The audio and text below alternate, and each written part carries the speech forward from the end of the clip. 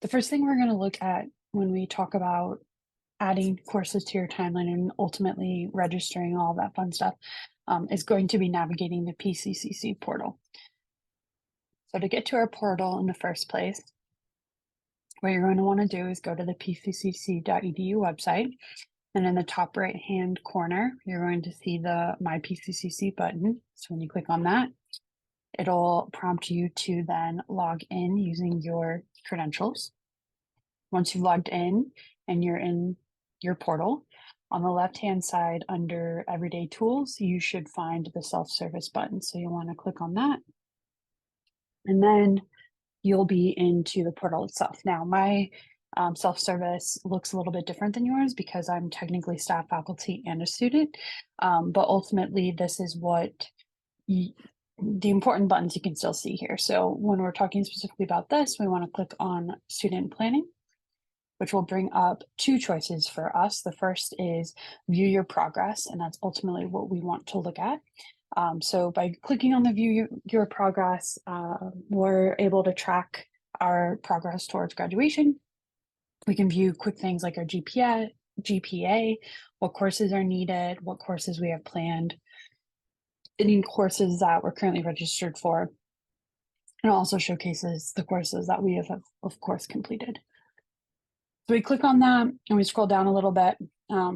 It ultimately will show you what all of the different requirements are for graduation. So this screenshot here is showing you an example of the different buckets that are required for the Associate of Science and Computer Science degree. It's important to know that in order to graduate, you must satisfy all of the degree requirements. You can't pick and choose. You have to make sure you satisfy all of them. And the really cool thing about this is our progress report actually changes colors to showcase to you which components are completed, which ones are in progress, which ones are fully planned, and then even goes as far as to show you what happens when it's registered. And we'll see that throughout some of the other later videos in this series. But so this is a screenshot of a student who is pursuing an Associate of Applied Science in Nurse Education degree. You can see here that the student has completed the college success requirement, the writing intensive, along with developmental English, basic math, and English language study requirements. And so it's very obvious because it changes from red to green. And here it specifically says 1 of 1 is completed and things like that. The system is also telling me as the advisor that the student has fully planned out all of their remaining general education required courses in addition to any of the remaining major required courses, which specifically for this major, you'll see it listed as phase 1 for gen ed and phase 2 for core clinical component. Now the titles or the buckets might be a little bit different, but ultimately you're going to have your gen ed requirements and then you're going to have your core major specific required courses as well. And so by this, just with the color coding, I can see that the students is on the right track because they have completed some of the degree requirements for graduation, but then those that they have not completed, they have fully planned out. So what are those graduation requirements? So again, there are 8 different buckets traditionally that need to be satisfied. So college success, which all of you are either have taken or if you're watching this right now might be in. The college writing exam, which we'll talk a little bit more about that later. Writing intensive courses, general education courses, major specific courses, and then along with making sure you actually get to college level, which means you need to complete the developmental English, the basic math, and then also the English language study programs as well. One quick thing to note when we're talking about degree requirements is the catalog year. So it's this idea that graduation requirements might change year to year. However, the day that you declare your major with the college, it's like entering a contract with the school that says that whatever the requirements are for someone with that degree on that day, or specifically that year, are all that will be expected of you to graduate. They will not add more things to your plate that you have to complete in order to graduate. So here, this screenshot for this AAS nurse education student is showing me that their catalog year is 2021, which means that whatever the degree requirements were in 2021 are going to be those degree requirements that this particular student needs to graduate. Now, if a student were to, let's say in 2023, declare a major, their degree requirements might look different. Now, that's not super common, and most of the changes are pretty minor. Maybe courses are phased out or they rename a course something else, and so it shows up as something else. But realistically, this isn't the biggest thing you have to worry about, but it is important to at least know that when you're talking to your peers who tell you one thing about what their degree requirements are, and they've been here for 4 years, that might be different than what yours are. So just make sure you're aware of the fact that different students, even with the same major, might have different requirements, and it's really important that you look at your progress report and speak with your academic advisor or a pathway coordinator to make sure that you're understanding what your specific degree requirements are. Okay, so the first graduation requirement we'll go more in depth on is developmental courses. So something to note is only courses that are level 100 or higher are going to count towards your college credits. The mathematic and English placement exams determine your incoming level along with your high school transcript. So sometimes depending on what courses you took in high school can put you and place you into specific levels of math and English. Otherwise, you would be required to take the placement exam. And then again, once you start classes at PCCC, to get out of those developmental levels, you do have to successfully pass those courses to get to college level. And ultimately, this is really important because your mathematics and your English levels determine which college level courses you can take. So there are some classes that will allow you, there are classes that don't care what your math level is. And as long as you're at college level English, you're able to take them. Some of them allow students that are in the higher ELS courses, or the higher level developmental English classes, to be able to take college level courses. And then the same thing goes with math. So ultimately, it's important that you meet with your advisor, or again, in subsequent videos, we're going to talk a little bit about prerequisites and sequencing, and we'll show you how to know whether or not you are at a level that you're able to take a class. But this is something to be aware of, especially when we're talking about course sequencing, which will be really relevant in some later videos in this series.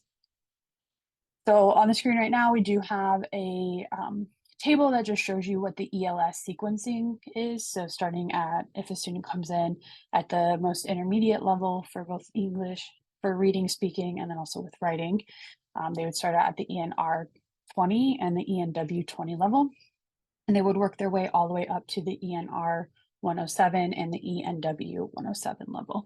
And so that's the sequencing students would have to go through to get to college level English, but then they would be at college level English when they complete the ENW 107 course. Then ultimately, again, for developmental math sequence, so there's the foundational level of math, which is MA 010, 110, excuse me, 10, MA 10. And then depending on what bucket or pathway your major falls into, if you're a liberal arts and humanities student, your transitional math would be MA 022, which would then lead you to college level of MA 101, 102, or MA 103, depending on your major. But then if you're a STEM, business, nursing, or radiography student, you would want to take the MA 025 pathway, which then your first developmental, or excuse me, your first college level math would be MA 108, because a lot of those majors do require a higher level of math. So this is just, again, there are visual cues that we'll review in later videos that discuss this more on how to make sure you're taking the correct courses in the correct order, but ultimately seeing this chart and just knowing that there is a process and a sequence is really, really important. Then we talk a little bit about writing intensive courses. So that's another degree requirement. So when we talk about writing intensive, we also want to talk about the college writing exam. So all graduates of PCCC must complete the college writing exam. And that is true even if you do what's called a reverse transfer, which is where, let's say you have one class left to take to graduate from PCCC, and you don't want to stay here to take one class over the course of a semester, you might want to transfer to your four-year school. And then once you've taken the equivalent course at that four-year school, you can transfer the credit back to PCCC in order to graduate. Now, if you do that, you still have to have the college writing exam completed. And so just highly, highly recommended that as soon as you're able to take the college writing exam, you do take it, because there's really no point in putting it off. And so before you can take the college writing exam, you do have to complete at least one writing intensive course. And you cannot take a writing intensive course until you have successfully completed EN 101, which is composition 1. So on the bottom, we have our little flow chart here. So first you would take composition 1, which would then allow you to register for a writing intensive course. And then once you've successfully completed the writing intensive course, that's when you would be able to take the college writing exam. Now note that Associate of Science, Associate of Arts, and Associate of Fine Arts degrees do require 2 writing intensive courses, whereas AAS degrees only require 1. And that has to do with the fact that students that graduate with an AAS degree, the degree is formatted in a way where when you graduate, you're ready to go out into the workforce and begin to work in your field. So most of the classes that you take at the college level are going to be content specific to your future career.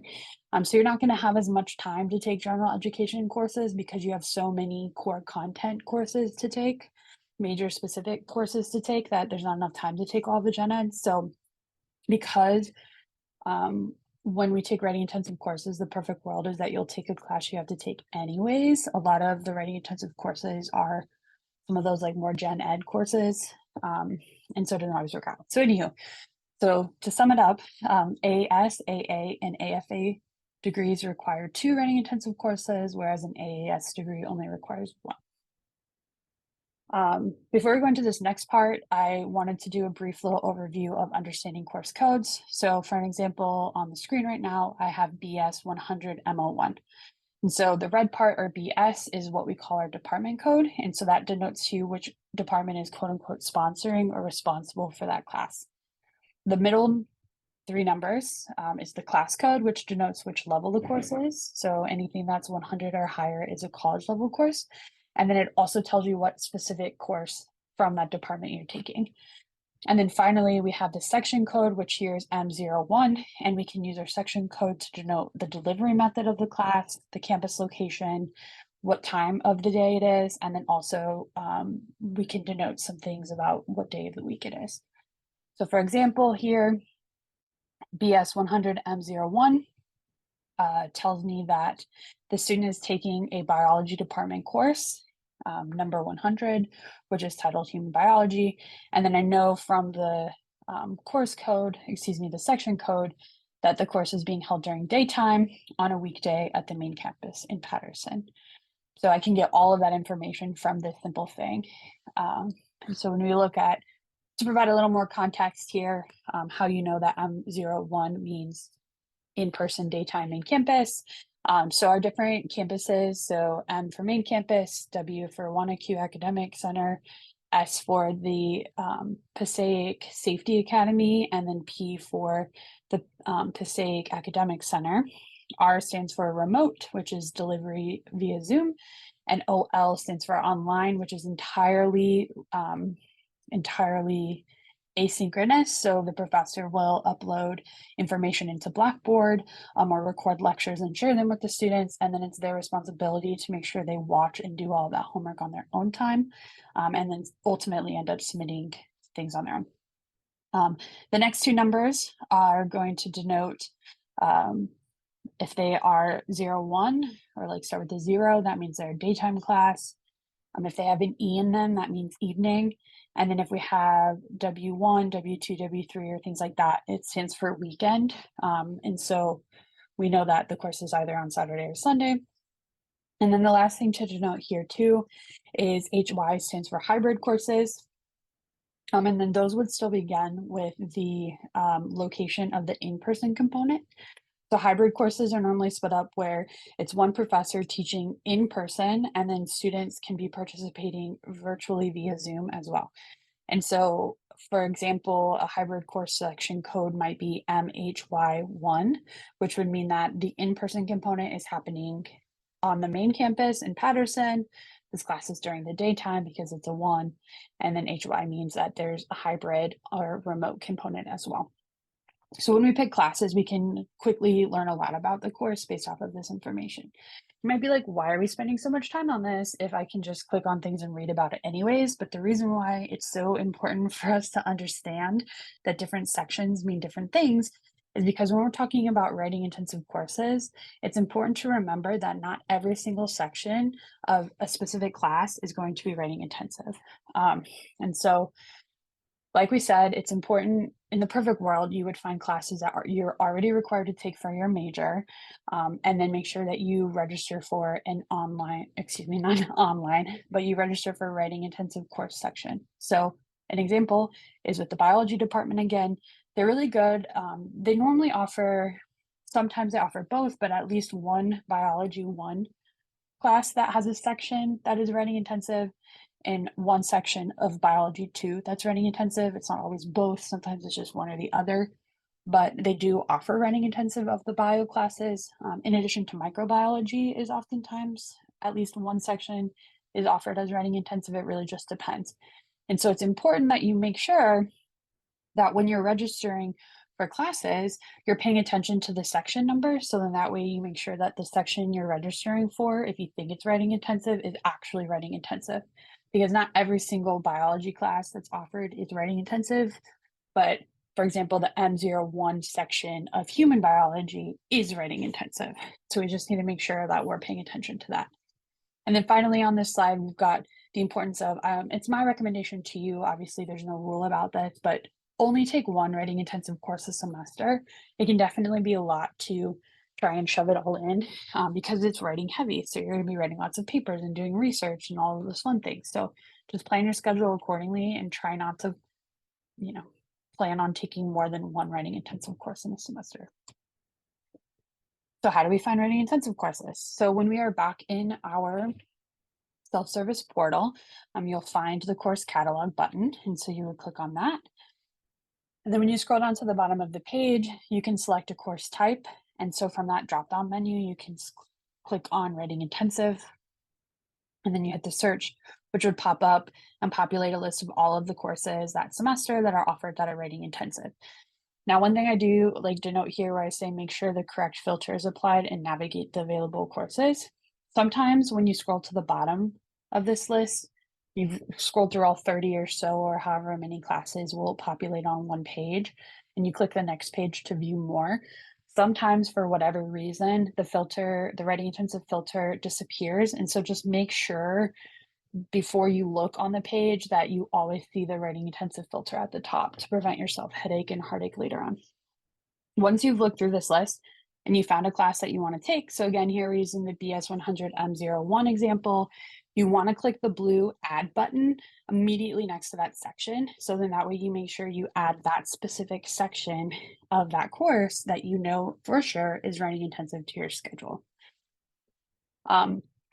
Another thing to confirm, in addition to making sure when you're applying, or excuse me, reviewing that the filter applied is correct, you can click on the name of the course. So here we're looking at the microbiology or BS 203 MW1. When I look at that, it pops up with my section details screen. And then from here, there's normally most of the time, writing intensive courses are going to have that red circle with like a clipboard in it to show you that it's a writing intensive course. It doesn't always show up though. And so just to be sure, make sure you check the course description and or the additional information spot to confirm that it does in fact say writing intensive. So I've highlighted it in yellow here where in the additional information it says it's a writing intensive course. And then one last thing I'll say, and again, future videos will talk more about what I actually mean when I say this, but I want to mention it on this slide. Even if you plan a section on your timeline, so let's say I actually hit add for this microbiology class and put it on my timeline. Normally when you add a class to your timeline, it shows up on your progress report as being planned. That does not happen if you add a writing intensive course to your timeline. It does not show up as planned underneath the writing intensive header on your progress report. So it's important to note that because it can scare students sometimes. But once you actually register for the course, that's when it will appear underneath the header. So rest assured, as long as you follow these instructions and hit the add from the screen, it will count as a writing intensive course. You just have to be careful. Don't let it get to you too much until the time is right. The college writing exam. So again, once you've taken your one writing intensive course, at least one, you can then take the college writing exam. And we like to tell students, don't think about it like an essay, but think about it, or excuse me, don't think about it as an exam. Rather think about it as a timed essay. So you're given 3 hours to write a 5-paragraph essay, and then you're given a choice of 2 prompts. One is based off of your major, and then they do have a monthly theme, and so you can pick one that's based off of the monthly theme. So sometimes they've had like racism, and sometimes they've had religious tolerance and healthy eating and healthy habits. And so it's just a wide variety of monthly themes, and all of that can be looked up on the Testing Center's LibGuide site, which I do include the URL on this slide. When it comes to our required courses, the only really note I have here, other than making sure you take the correct courses, is that for general education courses, you can pass the class with a D or better. Whereas if it's a major specific course, you can only pass the class if you get a C or better. So just note that when you're planning out how well you need to perform. Gen Eds, you can get a D and it counts as a pass. Major specific classes require a C or better. And then the last thing here for required courses is that your major, for example, I'll just read it from the slide here. Your major may require you to take a humanities course to satisfy a general education requirement, but your major may require you to take an additional humanities course to satisfy a major specific course requirement. So courses can only count towards 1 degree requirement. So it can either count as a general elective requirement or a major requirement.